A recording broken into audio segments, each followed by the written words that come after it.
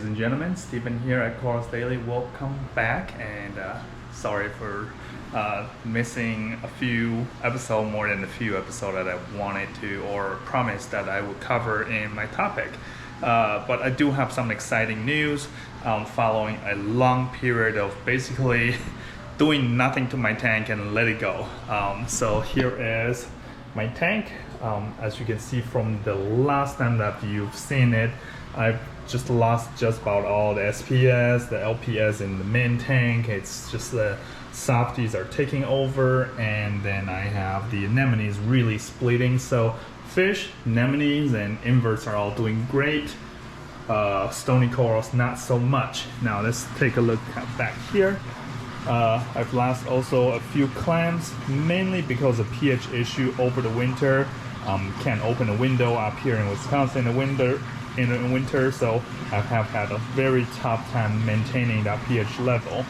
And this clams are doing well. Just a few LPS, no more SPS in the tank, and my little captive bred angels, the Regal's angels, are all grown up now. It's kind of hard to see, but yep, they are grown up.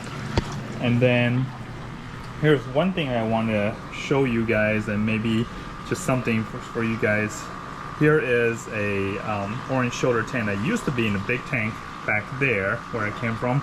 I actually was able to catch it by hand when I was feeding it. I have to put it back here because it's one of its two eyes is actually blinded, and it is just being bullied by other tangs and angels while in here. So it wasn't really getting the nutrition that it needed, and it's just like wasting extra energy being bullied and chased around because of the one blind eye. My suspicion is that because I do have afternoon sun coming from, this is facing west, and the sun actually shines directly onto the fish tank. My suspicion is that at some point the sunlight hit retina and a very bad angle that blinded the fish. So right now that fish is one eye blind. I'm just kind of keeping it alive, not really in shape for displays because it just kind of swim in circles since it's one eye blind. Now second thing is next week I'll be receiving a big industrial sized skimmer that is actually going to be like large enough for like a 2,000 gallon tank. So I'll be swapping out these two smaller skimmers and then swapping that big one. So I'll give you guys an update when that happens. And the last thing, which is actually going to be the feature of today's video, is that I have received a shipment of a heater from Hygger, and I will include their link and where you can find them on Amazon in the video or in the comments, so you guys can easily shop it.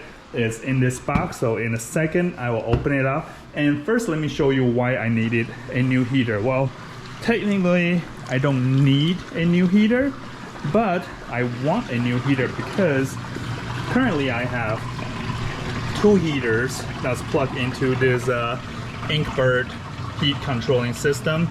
You can see that I set it to 26.5 Celsius, and 25.9 Celsius is the actual temperature right now. For those of you who are not familiar with Celsius, 26.5 is roughly about like 78, 79 degrees in Fahrenheit.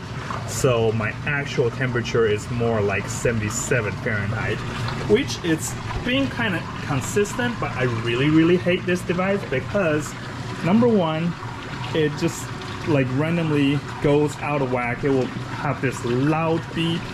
Those of you who also have Inkbird, you can definitely relate with me. It's a loud beep in the middle of the night, and there's no way that you can stop the beeping unless you unplug the whole thing. And there's no reason, like there's nothing wrong. The temperature is perfectly in range, but it'll just like go out of whack. It will just go beeping. So I hated it. And number two is that it actually blows out one of the two heater rod that came with it. So the energy output is inconsistent, and then also it has random error beeping that is very hard to control. So I'm going to try to eliminate that problem. Well, I shouldn't say eliminate, but try to kind of work around that by plugging in another heater. So I'll be right back and you'll see what's in the box. All right guys, so out of the box, here is the Hygger quartz heater. Because of the size of the tank I have, it's 550 gallons in a main tank, and then I have two 80 gallons plumbed into a 100-gallon stock tank and another 150-gallon stock tank down here. So altogether somewhere between 800 to 900 gallons. I have requested for a 1200 watt. I'm not an electrician, I don't know how to calculate that in amps, but it's a lot of energy. So 1200 watt heater here to supplement with what I have back in the Inkbird heaters. And so the first thing that I'll do once I plug it in is that I will let it sit for a while before I set the temperature, because I want to test. Now here's the mystery to me. Those of you who know this technology, and by the way, this technology is really popular among Asian heaters, is that the heater itself also acts as a thermometer. You don't need a separate probe. I don't know how that works, but those of you who know, please feel free to comment and tell us why is a heater can also act as a thermometer. But this is a heater thermometer 2-in-1, so that you don't need a separate probe. By the way, this is not a sponsored ad from Hygger. They just provide the product. They're not paying me cash or anything. So I'm going to be brutally honest with my opinions. You know, you can just you don't have to take what I say with a grain of salt, because I'm not being paid to say what I'm going to be saying once I have this plug in. So I can't do this with just one hand, so I will go ahead and open it up. I'll plug it in and I'll show you what it looks like. I'll be right back. All right guys, we're back. So I apologize, since I only have one hand. If I hold the camera, I couldn't really do all the setup while filming, so I already had the whole thing kind of unpackaged and set up. I'm just gonna show you what it looks like right here and how it functions. So first of all, I have it plugged in with, this is my heater specific outlet now. Just want you guys to know that I actually have an electrician come in here and did this outlet specifically for super high amp, so that I can have all these heaters plugged in to operate.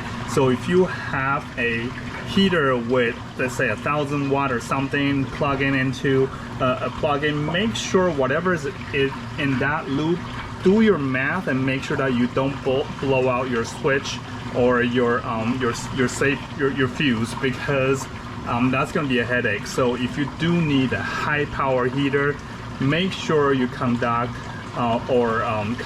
your electrician to make sure that you have the appropriate amount of power.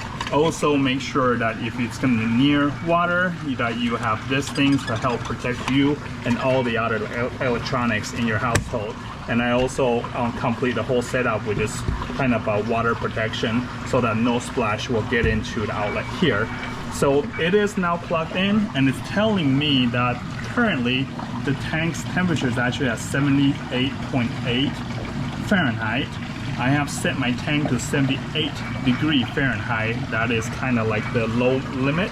So since this is currently making it warmer than what I have set this for, what I may need to do is actually up this one just to see how it goes into work. But right now it seems at 78.8, and the detection of this temperature is 25.9 Celsius, but the probe is actually up here in my overflow, so it's expected to be a little bit cooler. So that kind of makes sense. So it's not too bad.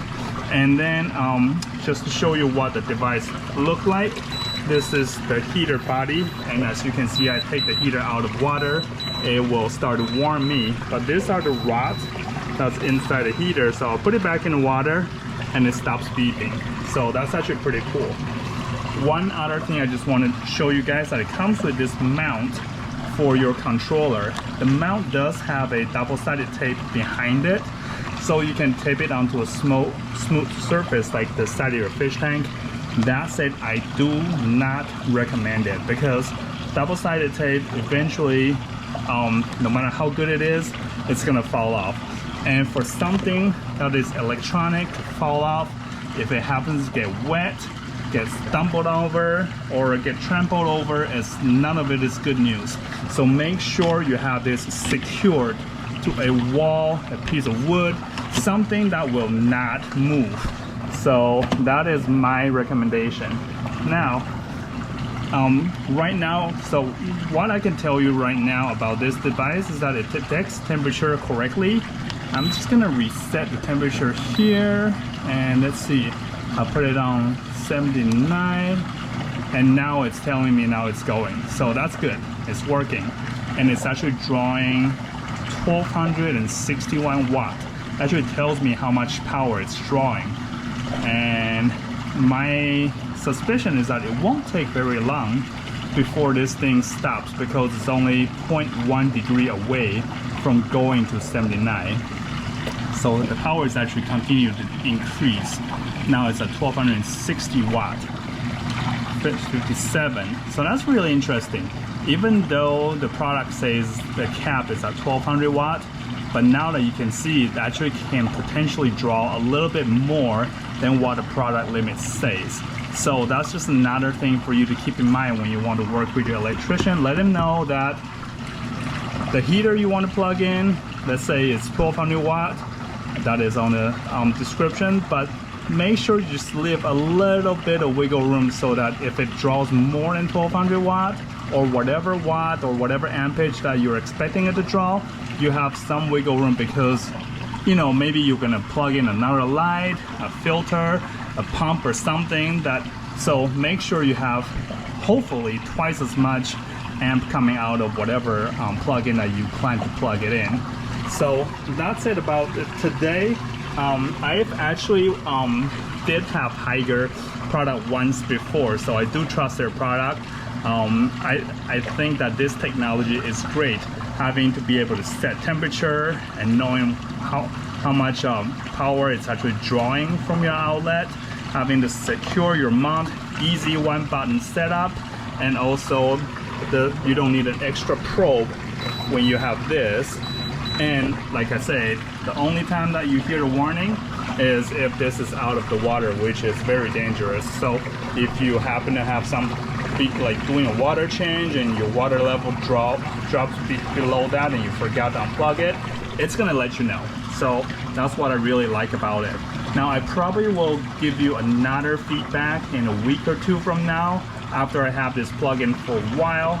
Wow, so by the way, while we were talking, now the power is down to 0 watt. It stopped working, and just in that 1 minute of talking, it went from 78.9 to now 79.3. So it heats up water real quickly, and I do have the water churning in this really quickly. So that's good news. So the heater will not need to be on constantly.